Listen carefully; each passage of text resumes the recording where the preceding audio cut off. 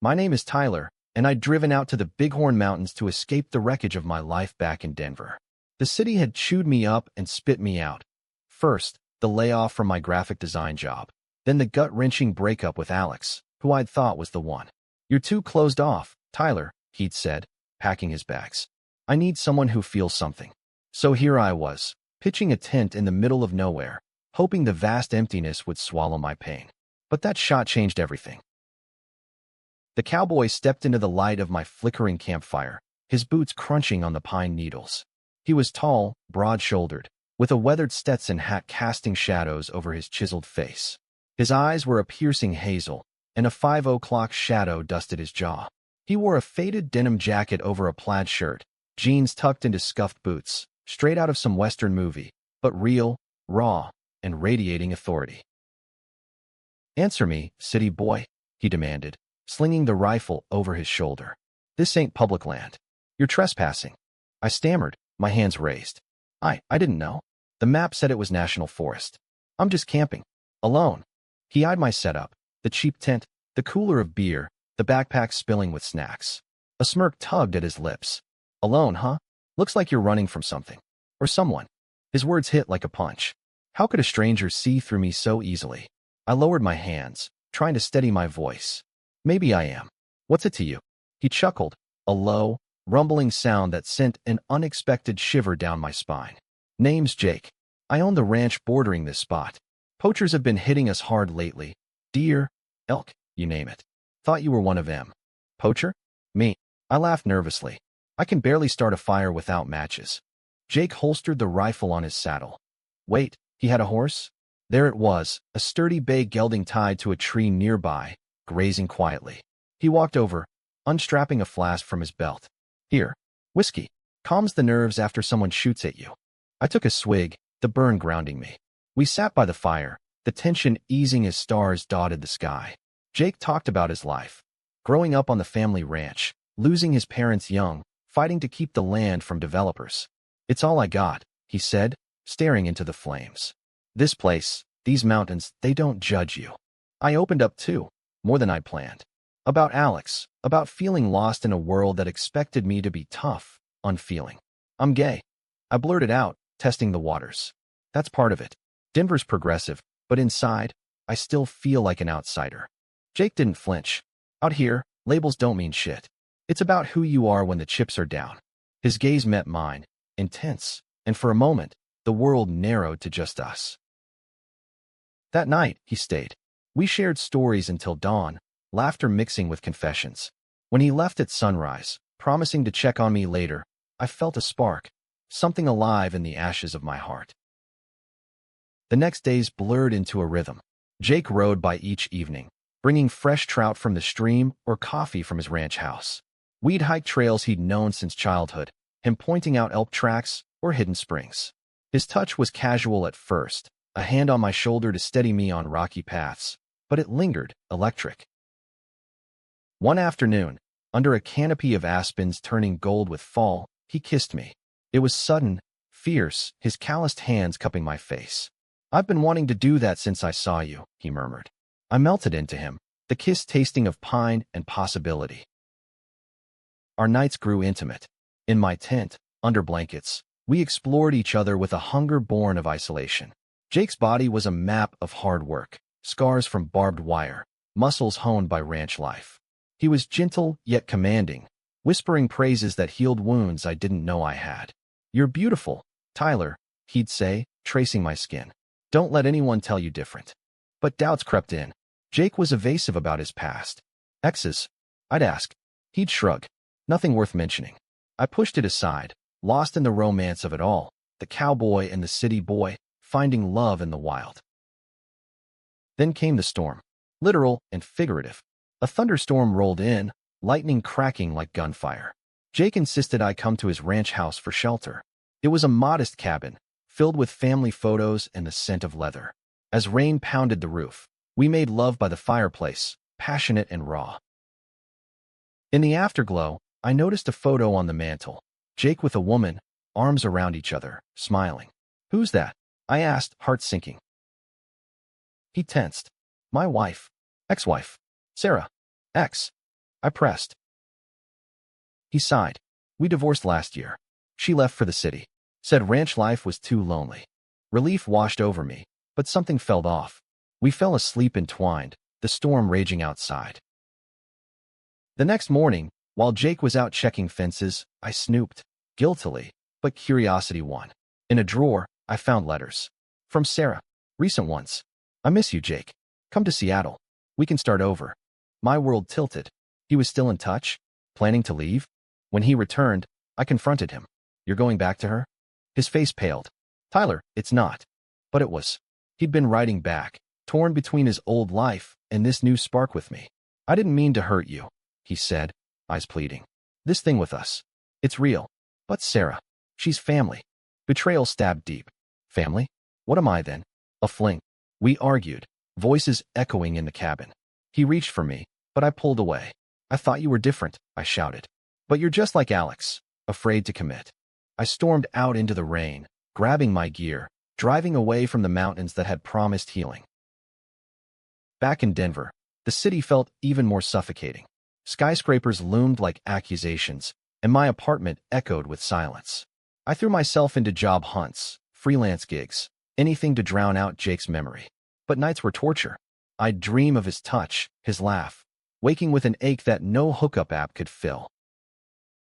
Weeks passed. I started therapy, unpacking the layers. My fear of abandonment from a distant father, the societal pressure on gay men to be resilient. You're allowed to feel, Tyler, my therapist said. Pain is part of love. One evening, scrolling through social media, I saw a post about Wyoming ranches facing foreclosure. Jake's land. My heart raced. I searched his name, nothing. But the pull was undeniable. I drove back. The mountains welcomed me like old friends, aspens now bare with winter's approach.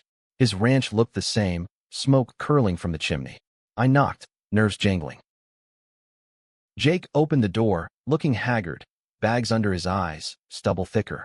Tyler. Shock, then something softer. What are you doing here? I saw about the foreclosures. Thought you might need help. He let me in. The cabin was messy, papers strewn, bank notices, legal docs. Developers are circling, he admitted. Sarah wants me to sell and move to her. Says it's practical. And you? I asked, voice steady. He met my gaze. I told her no. After you left, I realized. She was safe. Familiar. But you? You challenged me. Made me feel alive. We talked for hours, peeling back truths. Jake confessed his bisexuality, hidden for years in a conservative town. Marrying Sarah was easy. But loving you, that's terrifying. I shared my fears too. I ran because I couldn't handle another rejection. That night, we didn't rush. We cooked dinner, steak from his herd, potatoes from the garden. Laughter returned, tentative but genuine. When we kissed, it was slow, rebuilding trust. But conflict loomed.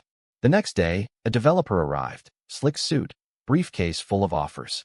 Mr. Harlan, this land could be a resort. Think of the money. Jake wavered. I could pay off debts, start fresh. With Sarah? I snapped, jealousy flaring. No, he said firmly. With you. But is that what you want? Leaving the city? It hit me. This wasn't just about us. It was about roots, identity. I loved Denver's energy, but the mountains had awakened something in me. We argued again, but this time, it was constructive. We can fight for the ranch, I suggested. Crowdfund, apply for grants. I'm a designer. I can help market it as an ecotourism spot. Jake's eyes lit. You'd stay? For us? Yes. Highs and lows followed. We worked tirelessly, me designing logos, websites, Jake handling the land. Intimacy deepened, lazy mornings in bed, stargazing on the porch. But doubts persisted. One night, after a call from Sarah, Jake was distant. What's wrong? I asked. She offered to invest. Save the ranch. If I go back. Betrayal again? My chest tightened. And I said no. But Tyler, what if we fail? I can't lose everything. Tears stung. You won't lose me. The climax came at a town hall meeting. Developers pushed hard, locals divided. Jake stood to speak. This ranch is my legacy. But more. It's where I found love. Real love. He glanced at me, outing us subtly. Murmurs rippled, but support grew. A neighbor pledged funds. Others followed. We won a reprieve. That night, under the stars, Jake proposed. Not marriage, but partnership. Build a life here. With me. I said yes, heart full. But life isn't fairy tales. Winter hit hard, blizzards isolating us, testing our bond. Jake's temper flared under stress. My city habits clashed with ranch routine. One fight escalated. You're not cut out for this, he yelled. Hurt, I packed to leave. Maybe Sarah was right. He blocked the door. Don't. I love you, Tyler. Flaws and all. We reconciled, stronger. Spring brought renewal. Calves born, fields greening. We hosted our first eco-tour, sharing the land's beauty. Looking back, that cowboy's appearance wasn't chance. It was fate, forging us through fire. As summer bloomed, our life on the ranch settled into a rhythm that felt almost too good to be true. Mornings started with coffee on the porch, watching the sun rise over the bighorns, Jake's arm around my shoulders. I'd handle the online side, booking tours, social media posts showcasing the wildflowers and wildlife. Jake managed the hands-on, mending fences, herding cattle. We were a team, complementary in ways I'd never imagined. But shadows from the past lingered. Alex texted one day, "Miss you. Denver's not the same." I deleted it, but it stirred old insecurities. Was I truly happy here, or just escaping again? Jake noticed my distraction. "Spill it, city boy." I told him. He pulled me close. "You're here because you choose to be. That's what matters." Our love deepened in unexpected ways. Evenings by the fire, we'd read aloud. Him loving Western novels, me sharing poetry. Physical intimacy evolved too, from urgent passion to tender exploration, each touch an affirmation of commitment. Yet, tension built. The developers hadn't given up. Lawsuits loomed. One afternoon, a letter arrived, an offer triple the previous. Jake stared at it, conflicted. This could set us up for life. Us, I challenged. Or you and the ranch. He sighed. Tyler, I built this place alone. Now with you. It's different. But selling means security. I felt betrayed, not by the idea, but by his hesitation. What about our plans? The tours, the legacy? We slept apart that night, the cabin heavy with silence. The next day, Sarah showed up, unannounced, driving a sleek SUV that looked out of place on the dirt road. She was pretty, poised, with a city polish that made me self-conscious in my dusty jeans. Jake, she said, hugging him. I had to see you. He introduced us awkwardly. Sarah, this is Tyler. My partner. Her eyes widened, then softened. Oh, I see. Over coffee, she revealed. I'm pregnant. From a fling after our divorce. But Jake, I thought, maybe we could co-parent. Here on the ranch. The room spun. Jake's face drained of color. Pregnant? Why didn't you say? I wanted to in person. I excused myself, heart shattering. Outside, I paced, fury and pain warring. Was this the end? Jake fathering a child with his ex? When he found me, tears streamed. Tyler, I didn't know. But a kid changes everything. Does it? I whispered. Or is this your out? He grabbed my hands. No, I love you. But I can't abandon her. Or the baby. We navigated the mess. Sarah stayed a few days, discussions tense but civil. She wasn't trying to reclaim him. She needed support. I respect what you have, she told me privately. Jake's happier with you. Slowly, a plan formed. Sarah would move nearby, co-parent platonically. I'd be part of it. Uncle figure, perhaps.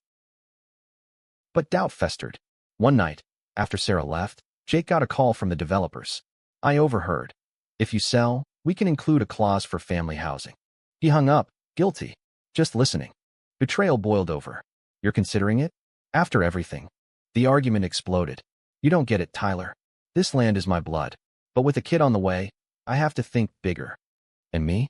Am I just along for the ride? He paused too long. I don't know. I left that night, driving through tears back to Denver. The city swallowed me again, friends, bars, distractions. But nothing filled the void. Months passed. I landed a stable job, dated casually, but Jake haunted me. Then, a package arrived, a letter from him. Tyler, I sold part of the land, not all. Enough to save the rest, build a home for Sarah and the baby. But without you, it's empty. I was wrong.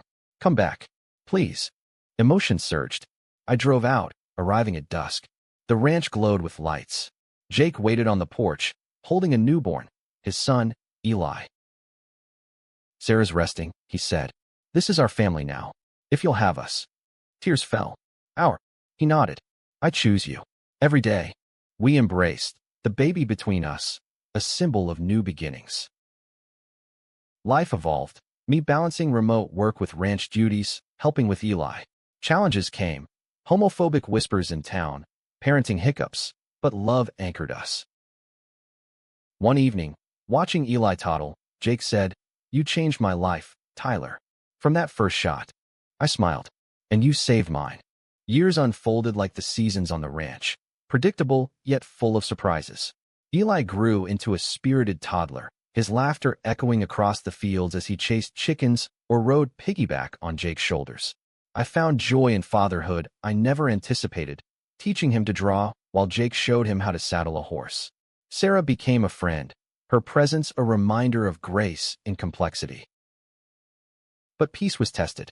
A drought hit Wyoming hard, wells drying, cattle thinning. Finances strained, old tensions resurfaced. We could sell more land, Jake suggested one parched afternoon. No, I insisted. We fought too hard. He snapped, stress cracking his calm. Easy for you to say. You could always go back to the city. The words stung, reopening wounds. Is that what you want? Me gone? We didn't speak for days, the silence heavier than the dust storms. Eli sensed it, clinging to us both. Reconciliation came under a rare rain. Jake found me in the barn, hay-scented and dim. I'm sorry, he murmured, pulling me into his arms. Fear makes me stupid. I need you here. We made love there, reaffirming our bond amid the storm's patter. Community rallied too. Neighbors shared water, hosted fundraisers. Our eco-tours boomed, drawing city folk eager for authenticity, including gay couples inspired by our story, whispered through online forums. One visitor, a young man like I'd been, confided, "Seeing you two gives me hope." It hit me. Our love was more than personal. It was a beacon. Yet, the ultimate test loomed. Jake's health faltered. A routine check revealed a heart condition, hereditary. Surgery, the doctor said. Risky, but necessary. Fear gripped me. You can't leave us. He smiled weakly. I won't. We've got too much ahead. The night before surgery, we lay awake, hands entwined. Remember that first night? He asked. I almost shot you. I laughed through tears. Best mistake ever. Tyler, if anything happens. Stop. You'll be fine. He recovered, but it changed us, made us cherish the mundane. Family dinners, sunset rides, quiet nights.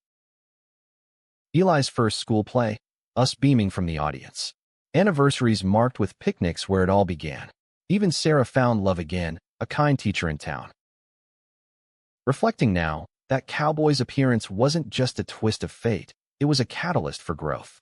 From betrayal's sting to love's redemption, we built a life rich in humanity, forgiving flaws, embracing change, loving fiercely. In America's heartland, where vast skies meet rugged earth, we found our truth. Not perfect, but profoundly ours. And as Eli grows, he'll know, love isn't about labels or ease. It's about showing up through storms and sunrises. What happened next? It didn't just change my life, it defined it. Forever.